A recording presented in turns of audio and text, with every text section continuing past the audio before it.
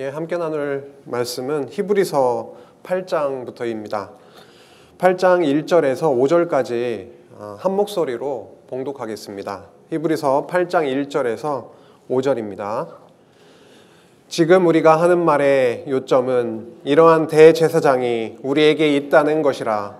그는 하늘에서 지극히 크신 이의 보좌 우편에 앉으셨으니 성소와 참 장막에서 섬기는 이시라.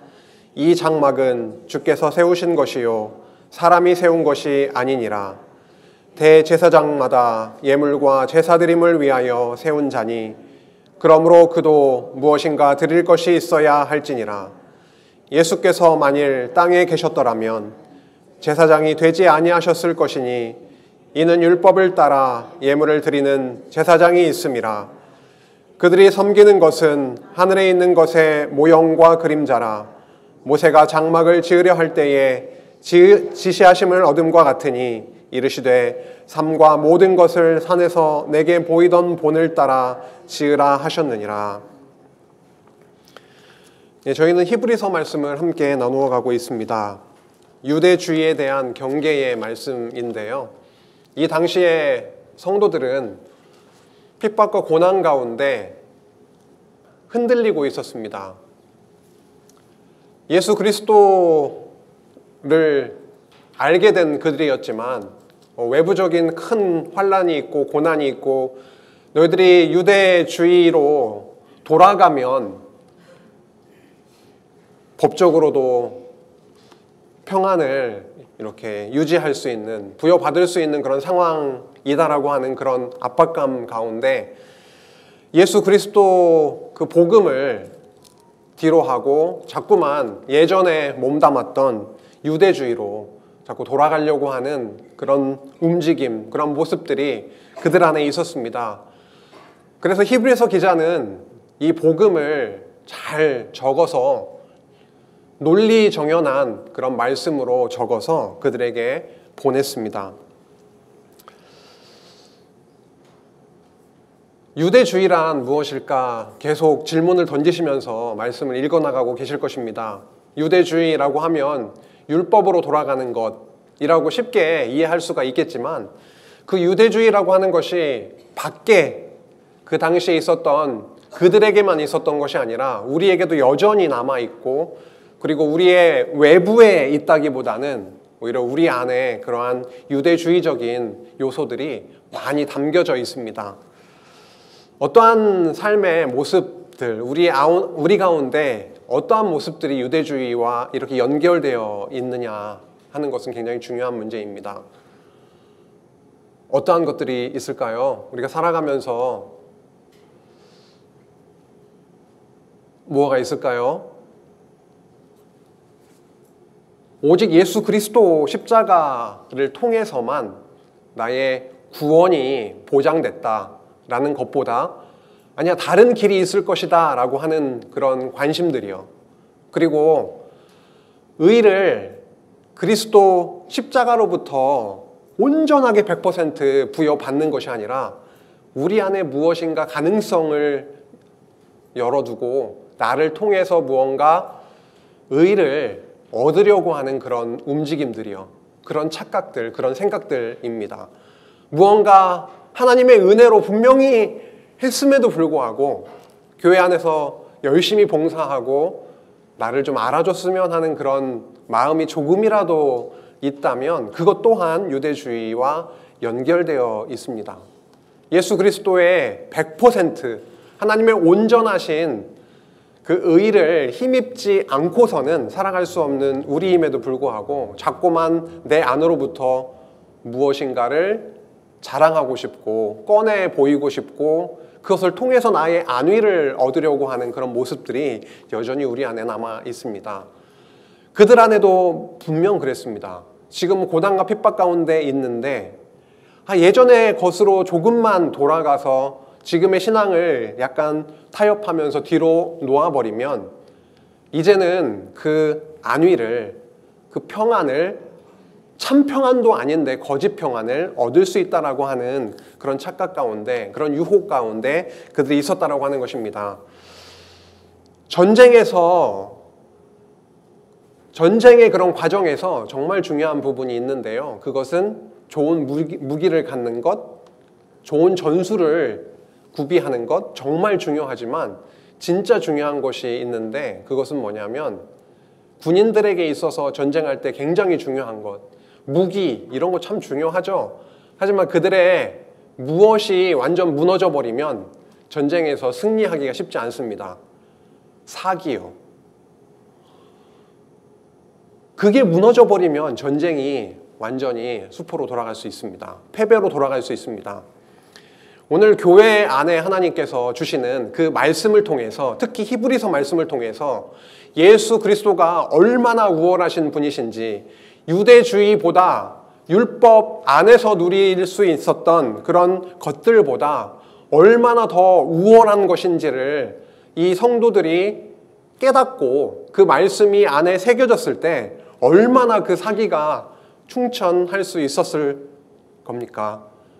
아, 예수만이 우리의 해답이구나. 이것을 예수 그리스도를 다른 것과 바꿀 수 없는 것이구나. 그리스도만이 우리의 소망이구나. 우리의 생명이구나.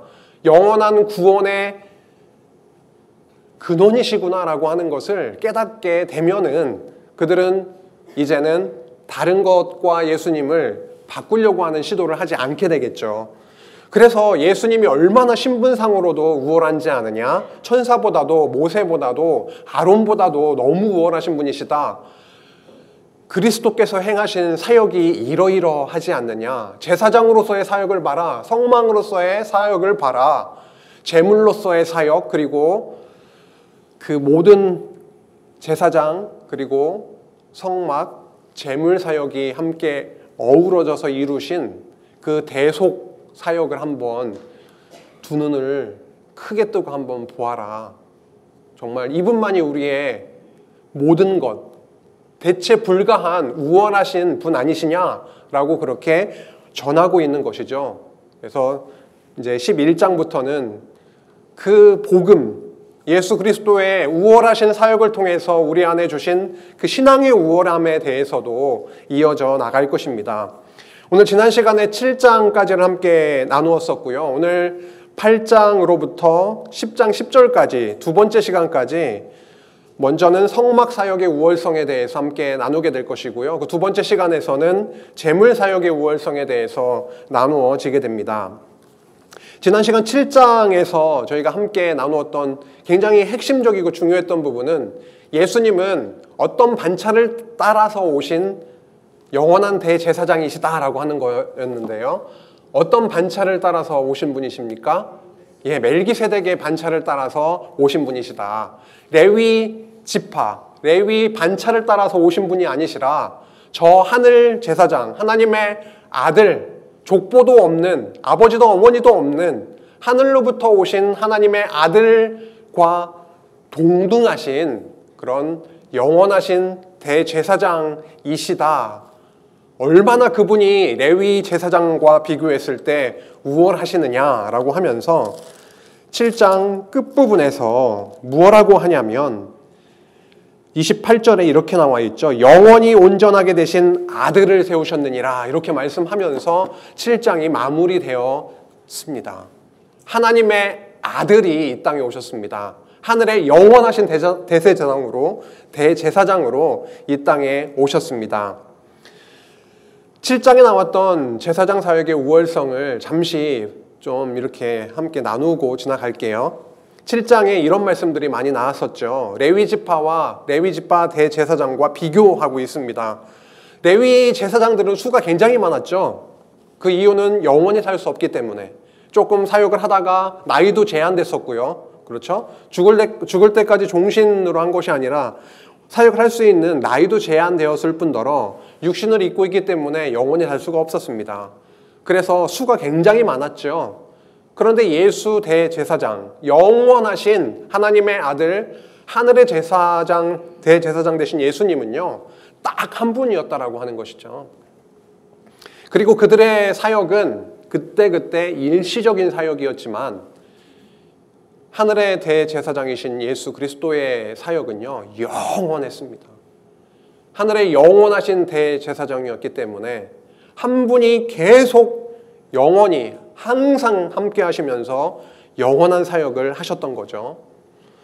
그리고 레위 지파의 제사장은요, 그 자신도 육신을 입고 있었고 죄가 있었기 때문에 하나님 앞에 대제사장으로서 지성소로 나아가기 위해서는요, 그를 위한 제사를 먼저 드렸어야 했죠.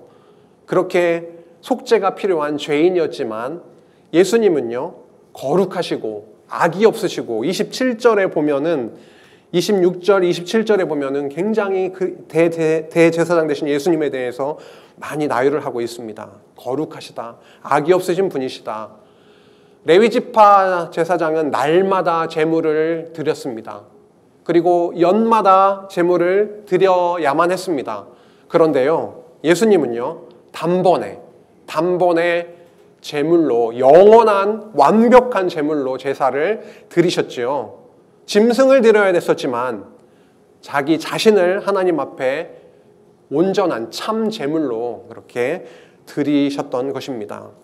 그래서 제사장 사역에 있어서도 얼마나 예수님의 사역이 우월했는지, 비교할 수 없는 그런 사역이었는지를 보여주고 있었습니다.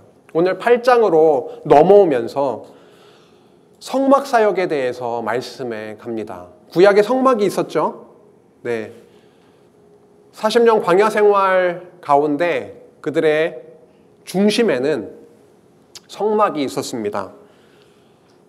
그 성막이 얼마나 중요했는지를 오늘 함께 나누게도 될 것이지만, 그 성막은 온전한 것도 아니었고 영원한 것도 아니었고 부족함이 있었고 더 나은 무엇인가를 내다보게 했던 그런 성막이었고, 그리고 그 성막 안에서 봉사했던 인간 대제사장과는 비교할 수도 없는 하나님의 아들로 끝났었죠. 7장 끝부분이 아들 대제사장이 또 소개가 되면서 이건 그림자였다, 이제는 실체, 진짜 참 성막을 하나님께서 예비하셨다, 보내주셨다라고 하는 말씀을 오늘 8장 1절에서 9장 10절까지 그렇게 이어지고 있습니다. 8장 1절 함께 보시겠습니다. 8장 1절에서 3절까지는요, 참된 거룩한 장막에서 봉사하는 대제사장에 대해서 밝혀주고 있습니다. 지금 우리가 하는 말의 요점은 이러한 대제사장이 우리에게 있다는 것이라. 어떠한 대제사장이냐면 7장 끝부분에 하나님의 아들로 끝났다고 했죠. 그 하나님의 아들, 그분은 대제사장, 그 대제사장이 우리 안에 우리에게 있다라고 시작을 하고 있습니다. 그는 하늘에서 지극히 크신 이의 보좌 우편에 앉으셨으니, 이 말씀이 히브리서에서 종종 나오고 있습니다. 시편 110편 1절에 나오는 그 말씀을 계속 인용을 하면서 반복적으로 주지시키고 있습니다. 그분은 하늘로부터 오신 하나님의 아들, 영원한 대제사장인데, 그분은 어떻게 됐다라고 하는 겁니까? 하나님으로부터 오신 그 대제사장이 여전히 지금은 어떻게 하고 계시다는 거예요? 하나님의 우편에서, 보좌 우편에 앉으셔서 통치하시고 영원한 대제사장으로서 그렇게 함께 하고 계시다라고 하는 건데요, 지극히 크신 이의 보좌 우편에 앉으셨으니 성소와 참 장막에서 섬기는 이시라. 지금 지상에 있었던 그 성소와 장막에 대한 얘기를 하고 있지 않네요. 예수님께서 보좌 우편에, 하나님의 보좌 우편에 앉으셔서 성소와 어떤 장막에서 섬기고 있다라고 하냐면 참 장막에서 섬기고 있다라고 분명히 말씀합니다. 이 장막은 주께서 세운 것이요 사람이 세운 것이 아니니라 라고 말씀하고 있습니다. 이 장막은 주께서 세우신 것이다. 대제사장마다 예물과 제사드림을 위하여 세운 자니, 이 대제사장은 하늘의 대제사장을 얘기하는 것이 아니라 이 땅에서 봉사했던 대제사장을 얘기하고 있네요. 대제사장마다 예물과 제사드림을 위하여 세운 자니, 그러므로 그도 하늘의 제사장도 무엇인가 드릴 것이 있어야 할지니라. 구약의 대제사장들이 드렸던 것처럼, 예물과 제사 드림을 행했던 것처럼 그도 하늘의 대제사장, 그도 무엇인가 드릴 것이 있어야 할지니라. 예수께서 만일 땅에 계셨더라면 제사장이 되지 아니하셨을 것이니, 이는 왜냐하면 율법을 따라 예물을 드리는 제사장이 있음이라. 이미 이 땅에는 율법을 따라서 제사를 드리는 인간 제사장들이 있었기 때문에 예수께서 땅에 계셨으면은 제사장이 되지 않았을 것이다 라고 하는 것이죠. 그들이 섬기는 것은 하늘에 있는 것의 모형과 그림자다. 이 땅에서 섬기고 있는 장막과 성막, 제사장들의 그 사역이 모형과 그림자라고 말씀하고 있네요. 굉장히 중요한 부분입니다. 이 땅에서 있었던 성막 그리고 제사, 이런 모든 것들도 중요하죠. 구약시대 때 모형적으로 하나님께서 보여주셨기 때문에 복음을, 구약적 차원에서 복음을 선포하셨던 내용이기 때문에 너무 중요한데요. 구약의 성막은 모형과 그림자였다라고 하는 것이죠. 참 성막을 보내주신다고 하는 언약과도 같았습니다. 그래서 하늘에 있는 것의 모형과 그림자라. 모세가 장막을 지으려 할 때에 지으심을 어둠과 같으니 이르시되 삶과 모든 것을 산에서, 그 신의 산이죠, 그 신의 산에서 내게 보이던 본을 따라 지으라 하셨느니라. 율법을 주셨지요. 신의 산에서 모세에게 율법을 주셨습니다. 계명, 규례, 그리고 율례, 법규라고 하는 걸 주셨죠. 그래서 주신 그 모형 그대로 그 본을 따라서 지으라 했던 것이다. 그것이 바로 모형과 그림자에 해당하는 그들의 성막이었다. 그리고 정말 참 성막이 있다. 이렇게 말씀을 이어나가려고 하는 것입니다. 그러나 6절에 보니까요, 이제 그는 더 아름다운 직분을 얻으셨으니 그는 더 좋은 약속으로 세우신 더 좋은 언약의 중보자시라. 예수 그리스도 대제사장, 그분은요, 더 아름다운 직분을 얻었다라고 합니다. 구약의 직분도 대제사장, 제사장 직분도 아름답고 귀한 직분이었죠. 하지만 그것은 모형과 그림자였습니다. 이 땅에 하나님께서 보내신 하나님의 아들 대제사장, 그분은 구약의 제사장들이 누렸던 그 직분보다도 더 아름다운 직분을 얻으셨는데, 그 이유는 뭐냐면, 그 근거는 어떠한 약속을 근거로 해서 그 직분을 얻게 됐냐면 더 좋은 약속이요, 더 좋은 언약을 따라서 받으신 직분이기 때문입니다. 그래서 더 좋은이란 단어가 히브리서에서도 자주 눈에 띄고 있죠. 그래서 우월한이라고 하는 그 주제를 저희가 또 알고 있습니다. 구약의 것과 하나님께서 보내신 그리스도를 이렇게 견주어 봤을 때 차마 비교할 수 없을 정도로 더 좋고 우월하신 것인데, 구약의 언약과는 비교할 수 없는, 구약의 약속과는 비교할 수 없는 더 좋은 약속과 더 좋은 언약의 중보자로서 이 땅에 오셨다라고 합니다.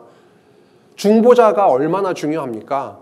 중간 매개가 되는 그 중보자가 계시지 않으면은 연결이 될 수 없는 것이죠. 중보자로 이 땅에 오셨기 때문에 우리와 하나님과 막혔던 담이 허물어지고 연결이 될 수 있었던 것처럼요. 그래서 더 좋은 약속으로 세우신 더 좋은 언약의 중보자에 대해서 6절에 드디어 좀 더 구체적으로 중요한 내용을 말씀하고 있습니다.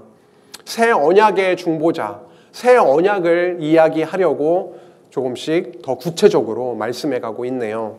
8장 7절 이후로 보면은요, 12절까지 첫 언약, 그 옛 언약이죠. 첫 언약이 흠이 있어서 둘째 언약을 세웠음에 대해서 밝혀주고 있습니다.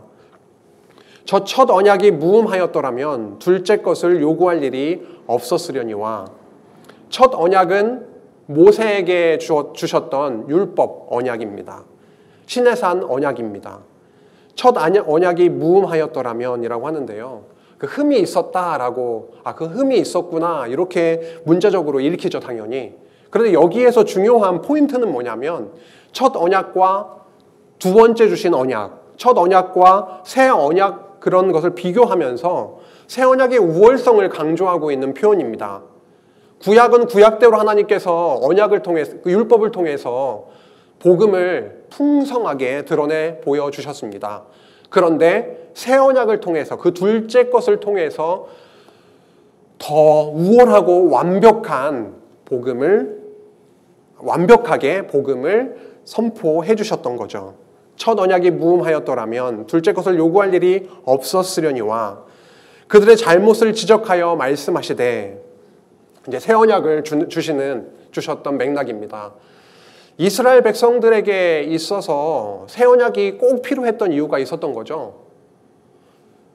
예레미야 31장 31절에서 34절이 새 언약 본문인데요.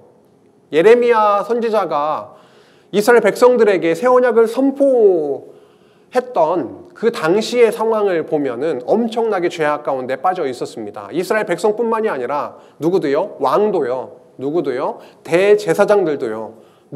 제사장들도요. 그리고 선지자들도요. 완전히 총체적으로 죄악 가운데 빠져 있었던 그들에게 선포하게 하셨던 예언의 말씀이 무엇이냐면 새 언약이었던 것입니다.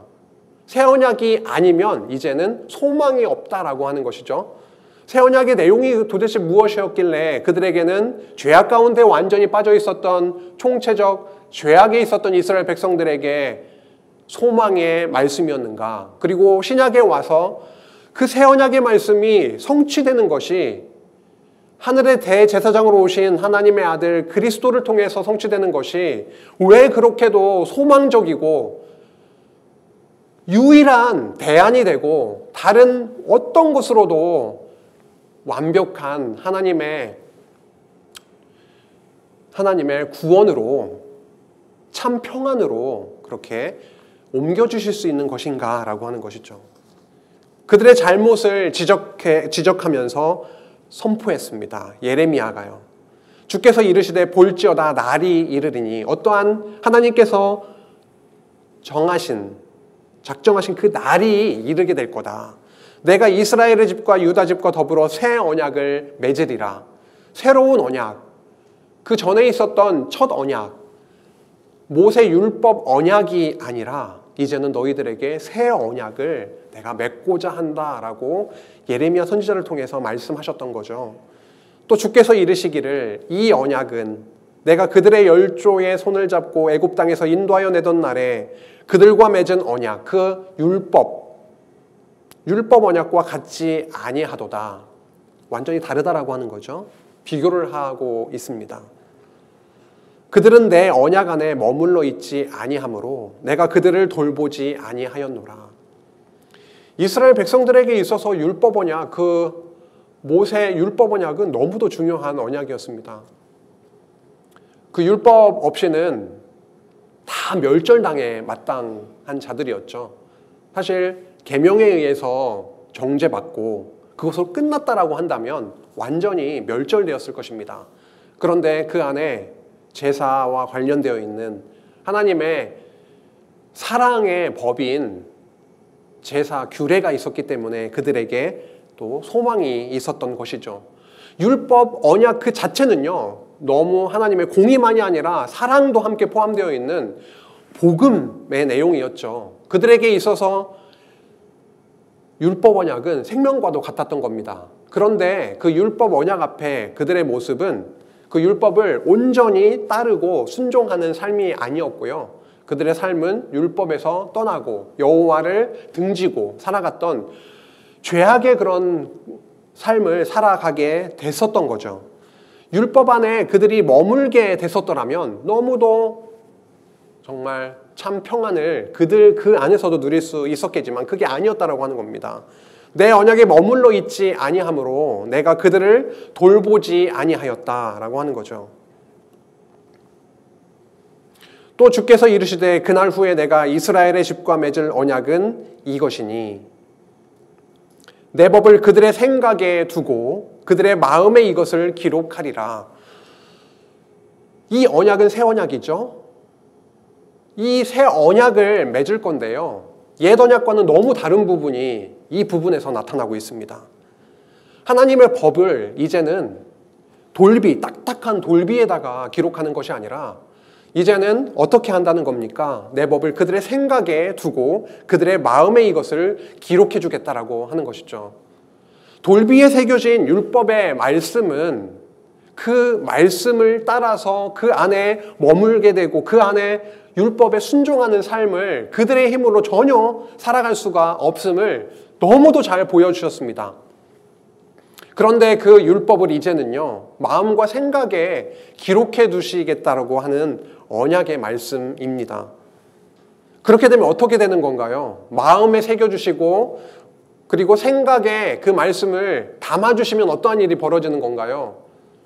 불순종했던 삶이 이제는 우리의 마음 가운데 그리고 생각 가운데 두시고 기록해 주시니까 이제는 그 말씀이 운동하기 시작하는 겁니다.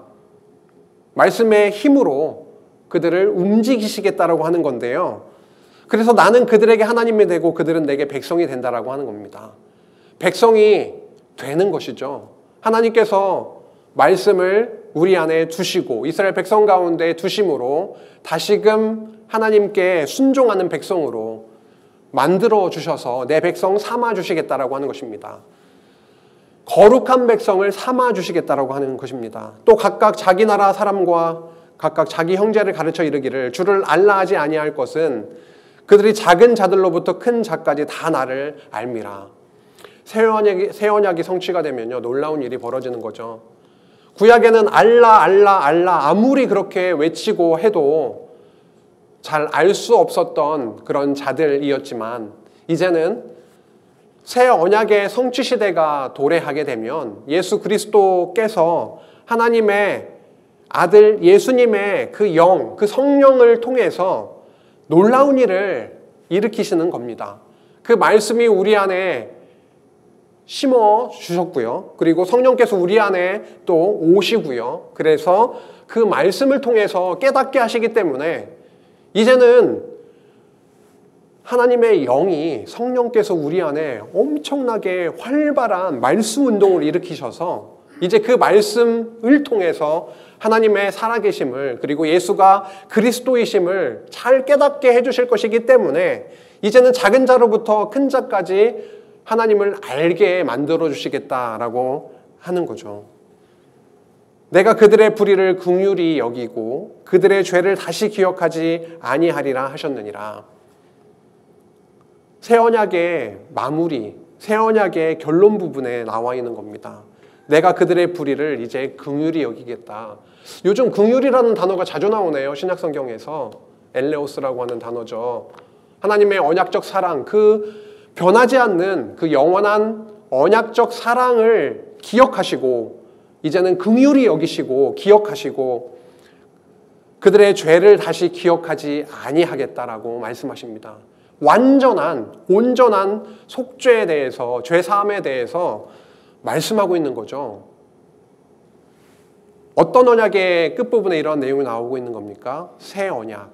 첫 번째 언약이 아니라 이제는 새롭게 맺으시는 새 언약의 결론 부분에 언약적 사랑, 그 긍휼을 베푸셔서 이제는 그들의 죄를 다시 기억하지 아니하겠다라고 말씀하셨던, 선포케 하셨던 하나님께서 이제는 하나님의 아들 예수님을 이 땅에 보내셔가지고요, 새 언약의 어떤 자로 만드셔서요? 중보자로 만드셔서요, 이제는 이 언약을, 이 예언을 이루어 주시겠다, 이루어 주셨다라고 히브리서를 읽는 그 독자들에게 고난 가운데 있어서 마음이 흔들리고 이젠 타협해서 다시 유대교로 돌아가면 이제는 편안하겠구나라고 착각하고 있는 그들에게 그러지 말라라고요.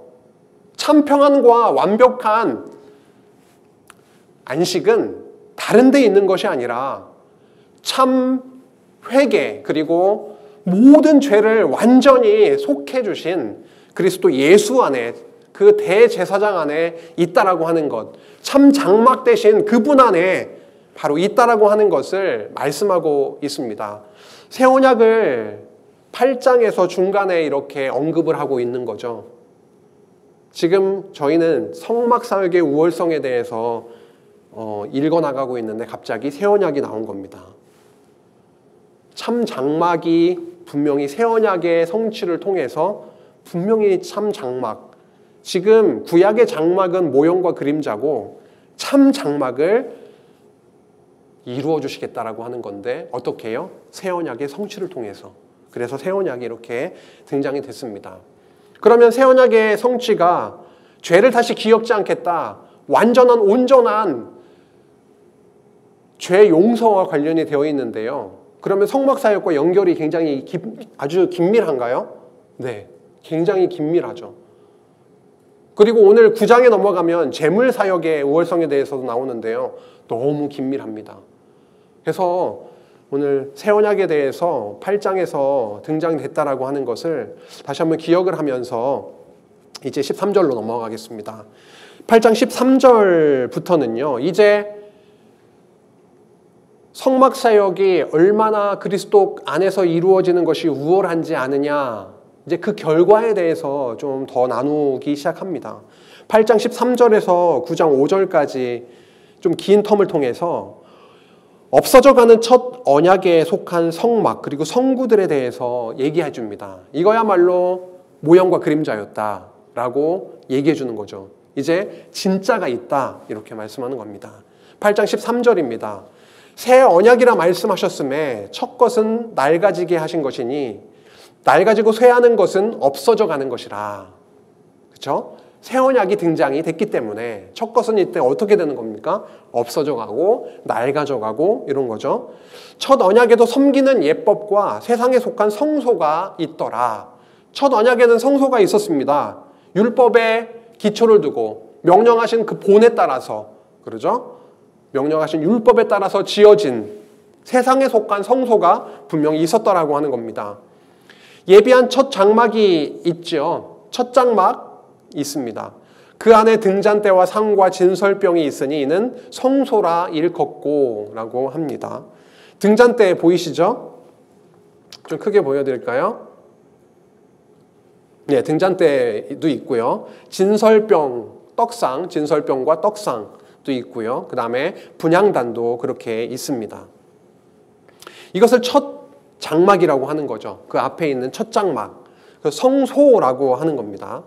또 둘째 휘장 뒤에 있는 장막을 지성소라 일컫나니, 첫 번째 앞에 있는 장소는 성소, 그 뒤에 두 번째 휘장 뒤에 있는 것은 지성소라고 하는 거죠.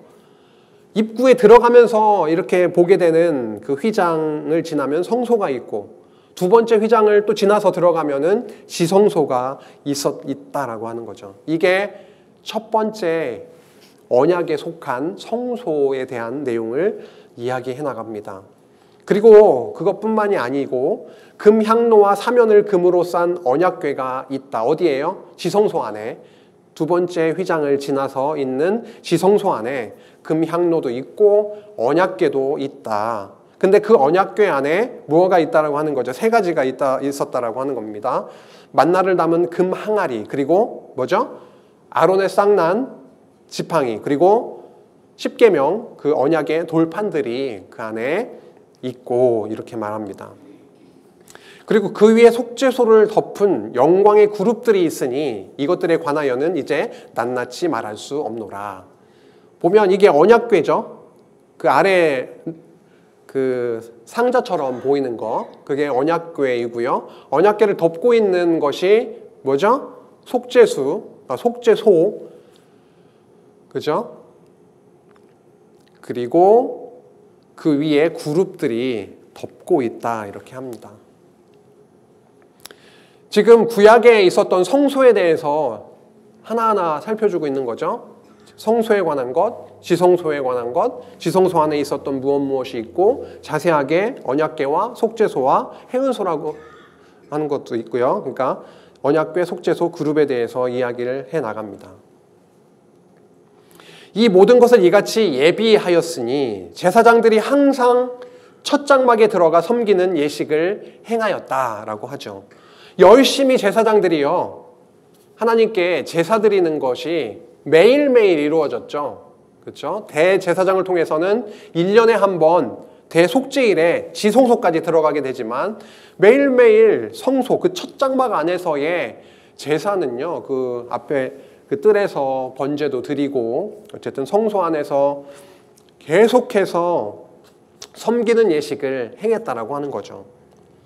오직 둘째 장막 지성소를 이야기하죠. 오직 둘째 장막은 대제사장이 홀로 1년에 한 번 들어가되, 속죄일에 딱 한 번 들어가되 자기와 백성의 허물을 위하여 드리는 피 없이는 아니하나니, 백성을 위한 피만 얘기하는 것이 아니라 누구를 위한요?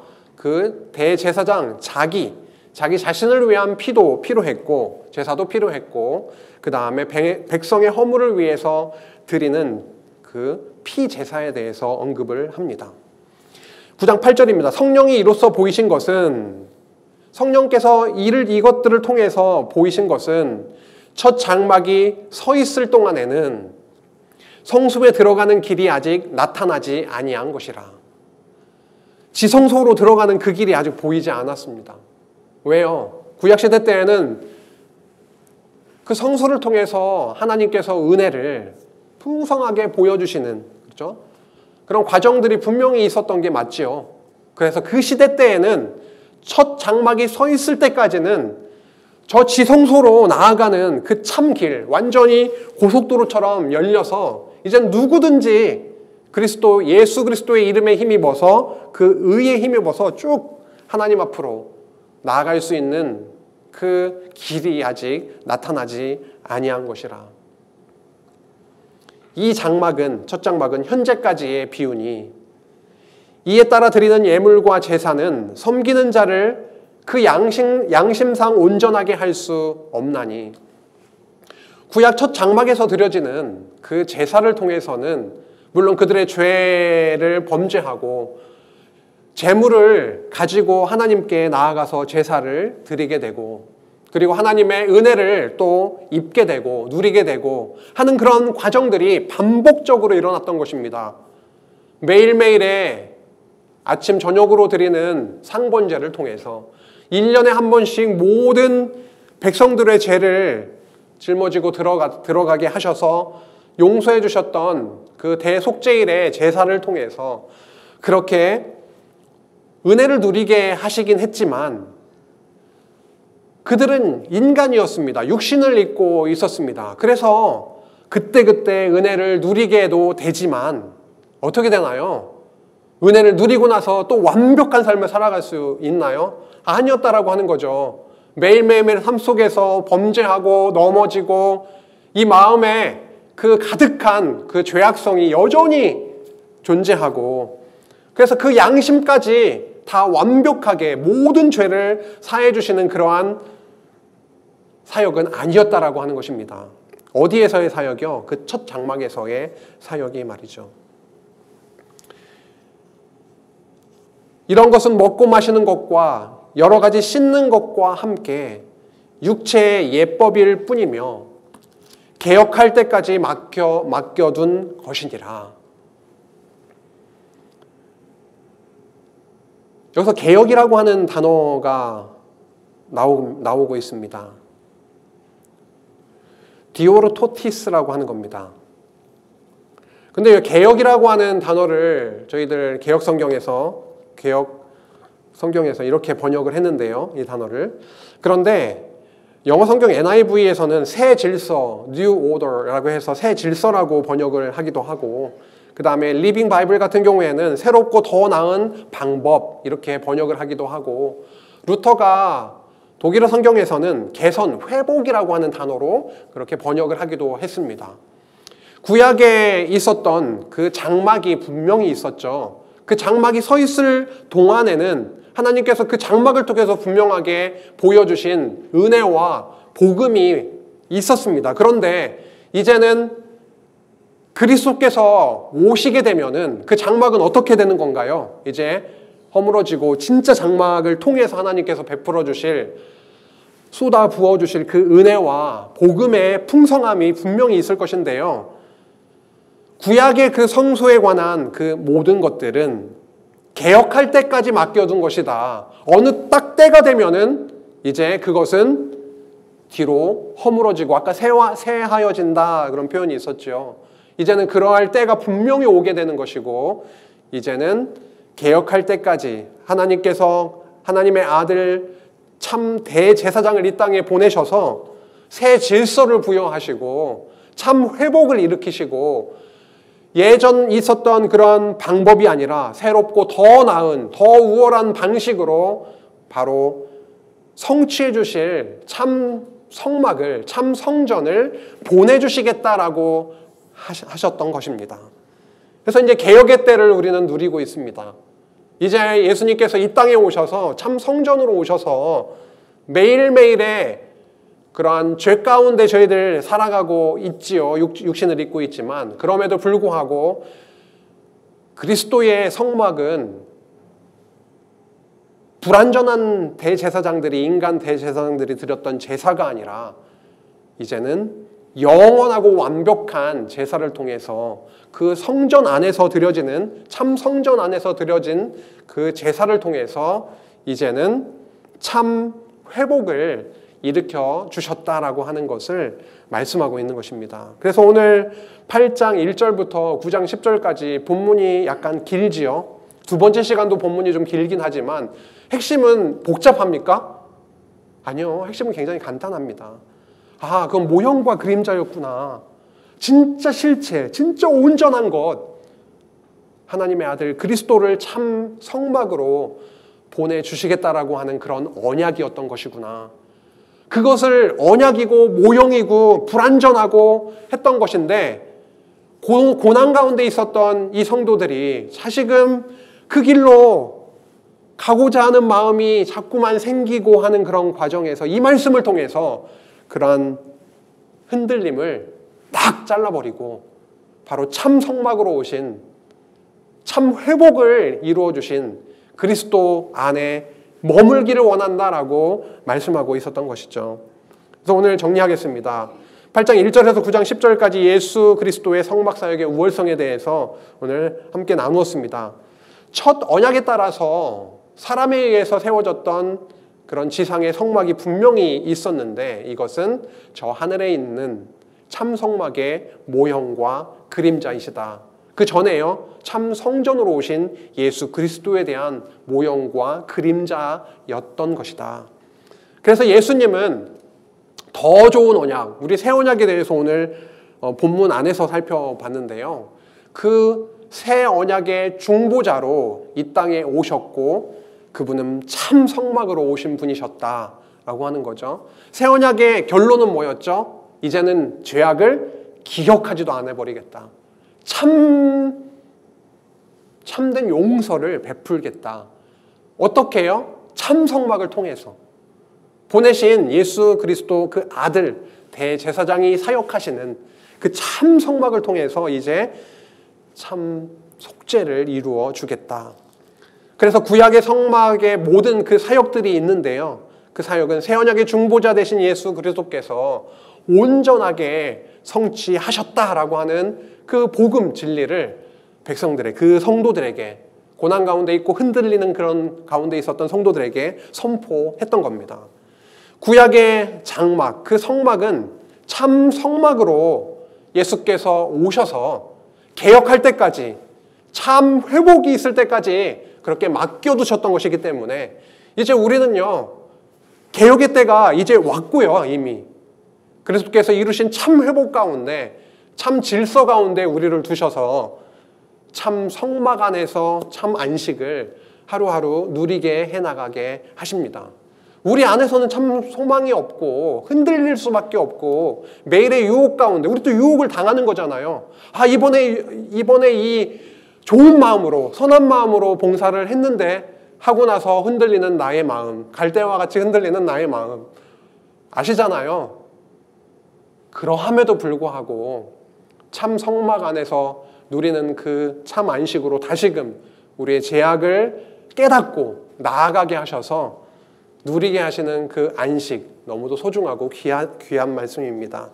오늘 첫 번째 시간 이렇게 함께 나누었고요. 둘째 시간에는 이제는 참 재물로 이 땅에 오셔서 영원한 회복, 영원한 안식을 누리게 하시는 그 복음의 내용을 함께 나누겠습니다. 잠시 휴식하셨다가 두 번째 시간 이어가겠습니다.